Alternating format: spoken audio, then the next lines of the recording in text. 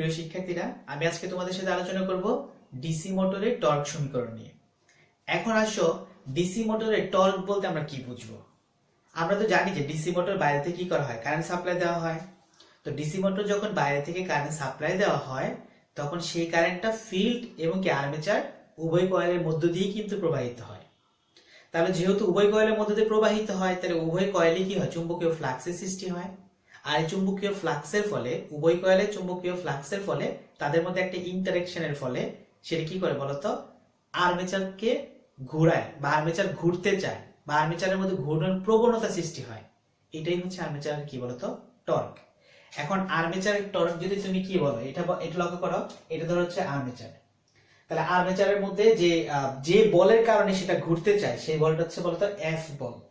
আর এটা হচ্ছে এখান থেকে কত রেডিয়াস, এখান থেকে হচ্ছে অর্থাৎ আর্মেচারের কেন্দ্র থেকে ধরো তার পরিধি পর্যন্ত ব্যাসার্ধ হচ্ছে এইটুকু। তাহলে এখন আমি যদি আর্মেচার টর্ককে টি এ দ্বারা প্রকাশ করি, তাহলে আমার মানটা কি দাঁড়াচ্ছে, আমার মানটা দাঁড়াচ্ছে এফ ইন্টু আর। এটা হচ্ছে আমার কি বলতো আর্মেচার টর্ক।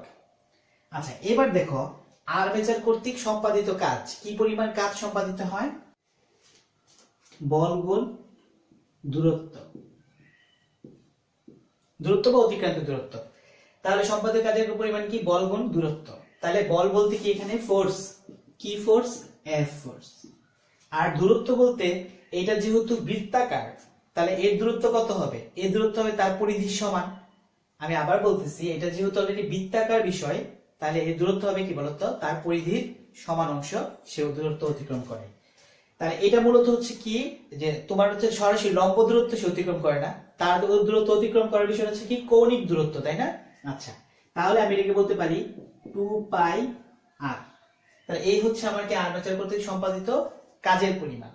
আচ্ছা, এখন দেখো এই আর্মেচারটা যদি 1 সেকেন্ডে n সংখ্যক বার ঘুরে, তাহলে তার পাওয়ারটা কত হবে, আর্মেচারে উৎপন্ন যান্ত্রিক পাওয়ারটা আমরা এখন কি বের করব।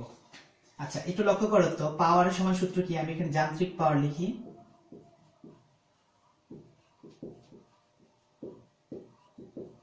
যান্ত্রিক পাওয়ার, তাহলে পাওয়ারকে যদি আমি পি দ্বারা প্রকাশ করি, তাহলে তার সূত্র হবে হচ্ছে কত বলতো, ডব্লিউ টি। ডব্লিউ মানে কি ওয়ার্ক, কাজের পরিমাণ, আর টি মানে কি তার সময়। তাহলে বলো তো আর্মেচার কর্তৃকৃত কাজ আমি কি বের করেছিলাম, আমি বের করেছিলাম হচ্ছে এফ ইন্টু 2πr, তাই তো? আর এখানে আছে কি বলতো, টি। তাহলে এটা হচ্ছে যান্ত্রিক পাওয়ার, তাই না? এখন লক্ষ্য করো তো, আমার এই টি তো সময়, তাই না? এখন আমি যদি 1 সেকেন্ডে n সংখ্যক বার যদি আর্মেচার ঘুরে, তাহলে যান্ত্রিক পাওয়ারটা কত, 1 সেকেন্ডে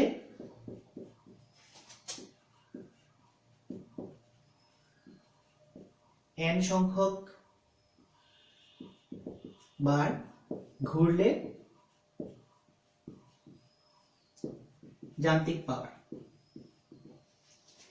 তাহলে একটু লক্ষ্য করো তুমি, এখানে কি পাবে, প্রথমে বলা হচ্ছে 1 সেকেন্ডে, তাহলে টি এর মান কিন্তু 1, এবং কতবার বলছে n সংখ্যক বার, এটা কিন্তু একবার ঘুরলে যান্ত্রিক পাওয়ার হতে যেত, তাই না? এখন বলছে 1 সেকেন্ডে n সংখ্যক বার ঘুরবা, তাহলে যান্ত্রিক পাওয়ারটা কি হবে, তাহলে f ইনটু 2πr। এই টি এর মান কত, 1, আর কত সংখ্যক বার বলছে, n সংখ্যক বার, তাহলে এটা হচ্ছে তুমি কি করবা, n দিয়ে মাল্টিপল করবা, গুণ করবা। তাহলে তুমি কি পাচ্ছ, তুমি যদি একটু লিখতে পারো, তাহলে f ইনটু এই যে r, এই r কে এখানে নিয়ে আসো, পাশাপাশি নিয়ে আসলাম, তাই না? তার আর কি রইলো বলতো, 2π, 1 দিয়ে গুণ করলে তো যা আছে তাই, তাহলে থাকলো এখানে বলতো n। তাহলে এখন একটু লক্ষ্য করো, f ইনটু r, সেটাকে আমি কি বলতে পারি, আর্মেচার টর্ক বলতে পারি না? কারণ কি বলো, আর্মেচার টর্ক সমান আমি কি লিখেছিলাম, আর্মেচার টর্ক সমান লিখেছিলাম f ইনটু r। তাহলে এই f ইনটু r এর পরিবর্তে আমি লিখতে পারি আর্মেচার টর্ক, তার মানে হচ্ছে ta ইনটু 2πn। তাহলে এটা হচ্ছে 1 সেকেন্ডে আর্মেচার কর্তৃক যান্ত্রিক পাওয়ারের পরিমাণ হচ্ছে ta ইনটু 2πn। আর্মেচার কর্তৃক যে পাওয়ার উৎপন্ন হয়, অর্থাৎ যে বৈদ্যুতিক পাওয়ার উৎপন্ন হয়, সেটা কি হবে,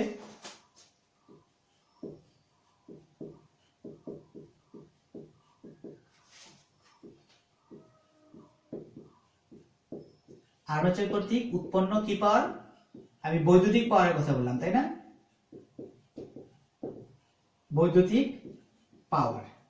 তাহলে সেটি সূত্র আমরা জানি পি ইকুয়ালস টু, এর সূত্র যদি আমি বলি পি ইকুয়ালস টু কি জানি বলতো, পি ইকুয়ালস টু আমরা বলতে পারি ব্যাক ইএমএফ ইনটু কি বলতো আর্মেচার কারেন্ট। তাহলে এটা হচ্ছে আর্মেচার কর্তৃক উৎপন্ন বৈদ্যুতিক পাওয়ার, তাই না? আচ্ছা, তাই আর্মেচার কর্তৃক উৎপন্ন বৈদ্যুতিক পাওয়ার অর্থাৎ একটা মোটরের আর্মেচার যে বৈদ্যুতিক পাওয়ার উৎপন্ন করে সেটাই তো সে কি করে বলতো বাইরে শ্যাফটের মধ্যে সাপ্লাই করে, তাই না? অর্থাৎ যে পরিমাণ বৈদ্যুতিক পাওয়ার সে উৎপন্ন করে সেটা দ্বারাই কিন্তু বা সেইটুকুই কিন্তু সে কি করে যান্ত্রিক পাওয়ারে রূপান্তরিত করে, কারণ জেনারেটর সংখ্যা তো তাই বলে, তাই না? সে কি করবে বৈদ্যুতিক পাওয়ার নিবে এবং সেটা কি করবে বলতো সেটা যান্ত্রিক ক্ষমতায় রূপান্তর করবে বা যান্ত্রিক কাজ করবে, যান্ত্রিক শক্তিতে রূপান্তর করবে।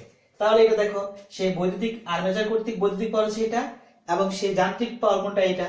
তাহলে যেহেতু তার আর্মেচার কর্তৃক যে পাওয়ার উৎপন্ন হয় সেটাই সে কি করে মেকানিক্যাল শক্তিতে ট্রান্সফার করে বা যান্ত্রিক শক্তিতে ট্রান্সফার করে, তাহলে আমি বলতে পারি আর্মেচার কর্তৃক উৎপন্ন পাওয়ার এবং কি বলতো যান্ত্রিক পাওয়ার পরস্পর সমান। তাহলে শর্ত মতে আমি কি লিখতে পারি, আমি লিখতে পারি শর্ত মতে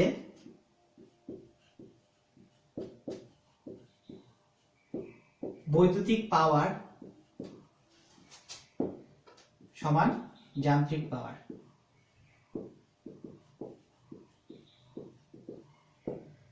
তাহলে বৈদ্যুতিক পাওয়ারটা কি ছিল, বৈদ্যুতিক পাওয়ার ছিল হচ্ছে ইবি আই এ, আর যান্ত্রিক পাওয়ারটা কত ছিল, যান্ত্রিক পাওয়ার ছিল হচ্ছে টি এ গুণ 2 পাই এন। এখান থেকে আমি টর্কটা বের করতে চাই কি করতে হবে, আমি এটাকে এই পাশে নিয়ে আসি, তার মানে হচ্ছে টি এ গুণ 2 pi N equals to E B I A. এখানে তো আমার দরকার টর্ক, তাহলে টি এ ইকুয়ালস টু কি পাবো ইবি আই এ বাই 2 পাই কত, এটা হচ্ছে কি বলতো আর্মেচারের টর্কের সূত্র। আর এই টর্কটা অবশ্যই সেটা কোন এককে হবে বলতো নিউটন মিটার এককে হবে। আচ্ছা, এখন আমার কাছে হচ্ছে কি বলতো এটা ব্যাক ইএমএফ না, এই ব্যাক ইএমএফ এর নিজস্ব একটা সূত্র আছে, তাই না? আমি সেই ব্যাক ইএমএফ এর সূত্রটা এখানে কি করব বসিয়ে দিব। আমি এখানে ইবি আমার কি ব্যাক ইএমএফ, তাহলে ব্যাক ইএমএফ এর ফর্মুলাটা কি হবে, ব্যাক ইএমএফ এর ফর্মুলাটা হচ্ছে E B equals to 5 Z P N by কত 60 এ, কিন্তু যেটা শুধু তুমি আরপিএম এ হিসাব করো। আর এই ইবিটা তুমি যদি এটা কিন্তু রেভলিউশন পার মিনিট টাইম হিসাব করলে এখানে 60 আসবে, আর যদি আমি রেভলিউশন পার মিনিট হিসাব না করি তাহলে কি আসবে 5 জেড পি এন বাই শুধুমাত্র এখানে একটা এ আসবে। এটা হচ্ছে কি বলতো আরপিএস, রেভলিউশন পার সেকেন্ড। আচ্ছা একটু বলতো আমরা কি এন সংখ্যক বার যখন ঘুরেছিল তখন কি সেটা 1 সেকেন্ডে নিয়েছিলাম না, তার মানে সেকেন্ডে আমি হিসাব করছি। তাহলে আমার জন্য আমি ব্যাক ইএমএফ ফর্মুলা করতে এটা আমি এখন বসাবো না, আমি এটা না বসিয়ে এটা বসাবো। কেন এটা বসাবো বুঝেছি, কারণ হচ্ছে আমি যখন হিসাব করেছিলাম এন সংখ্যক বার ঘুরে সেটা কিন্তু আমি বলেছিলাম যে 1 সেকেন্ডে, তাহলে রেভলিউশন পার সেকেন্ড আমি কিন্তু এই সূত্রটা ইউজ করব, কিন্তু আমি এখন কিন্তু এটা ইউজ করতে পারবো না কারণ আমি মিনিটে হিসাব করি নাই। তাহলে ইবি এর মানটা আমি এখানে বসিয়ে দিই, ইবি লিখতে পারি 5 জেড পি এন বাই কত এ ইনটু এখানে কি আছে আর্মেচার কারেন্ট আর নিচে 2 পাই এন। এখন কি করা যায় এটাকে, এটা নিচে চলে আসবে, তার মানে হচ্ছে 5 জেড পি এন আর এখানে আই এ আর্মেচার কারেন্ট, তাই না? আর নিচে কত আসবে 2 পাই এন গুণ কত বলতো এ।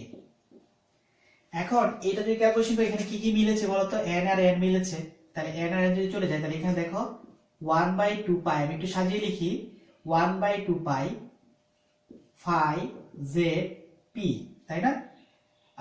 এখানে পি না লিখে আমি আর্মেচার কারেন্টটা আগে দেই আর এখানে পি বাই এ পাশাপাশি লিখি।